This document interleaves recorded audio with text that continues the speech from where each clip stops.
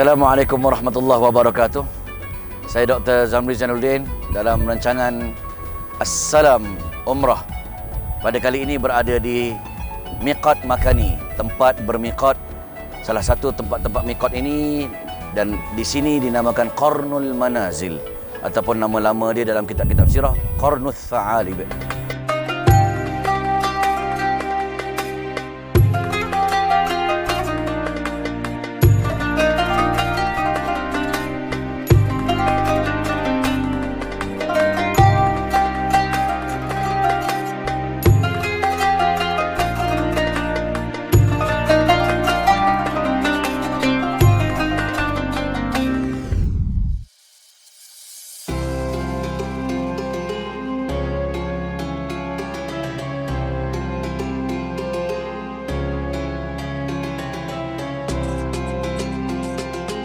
Jemaah daripada Malaysia yang turun di Jeddah biasanya ketika mana di dalam kapal terbang ditulis 1 jam lagi, 1 jam setengah lagi untuk sampai ke Qarnul Manazil. Maknanya start pasang niat di atas flight.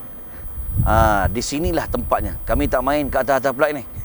Kami turun terus di tempat Qarnul Manazil dan adanya masjid dan jemaah yang melakukan niat di Miqat Makani ini untuk melakukan umrah ataupun untuk melakukan haji.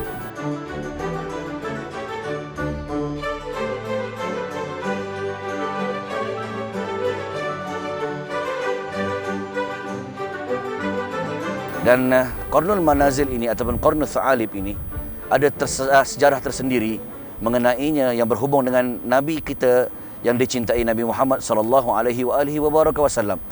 Ketika mana Nabi balik daripada peristiwa Taif, setelah mana Nabi dilempar dengan batu dan kayu oleh kanak-kanak, oleh penduduk Taif yang menghinanya. Ketika itu setelah mana Nabi berdoa dan seorang yang menerimanya iaitu Adas yang memberikan anggur daripada tuannya yang membenarkan untuk Nabi berehat seketika di ladang anggurnya. Pesuruhnya atau pekerjanya Adas telah memberikan kurma dan kemudian bertaaruf ataupun berkenalan dengan Nabi dan akhirnya si Adas ini Islam. Dalam pada Nabi sedih itu ada kegembiraan dengan keislaman Adas dan Nabi terus berjalan ke Mekah. Berjalan ke Mekah dalam keadaan sedih, hina, berdoa, rasa tak tahu nak bawa ke mana Islam ini. Dan ketika itu tuan-tuan menjelmalah Jibril alaihissalam sebab Nabi merasakan ada satu benda yang lain dekat langit. Tiba-tiba dongak-dongak rupanya Jibril bersama dengan Malakul Jabal iaitu malaikat bukit. Ketika itu offer atas arahan Allah untuk menghempapkan penduduk Taif dengan bukit Akhshabain, iaitu yang pertama bukit Jabal Qubais dan kedua bukit di Qaiqaan yang terletak di Makkah. Dua bukit ataupun gunung yang besar itu, malaikat Jibal ini offer untuk hempapkan kepada penduduk Taif untuk pelingkupkan mereka.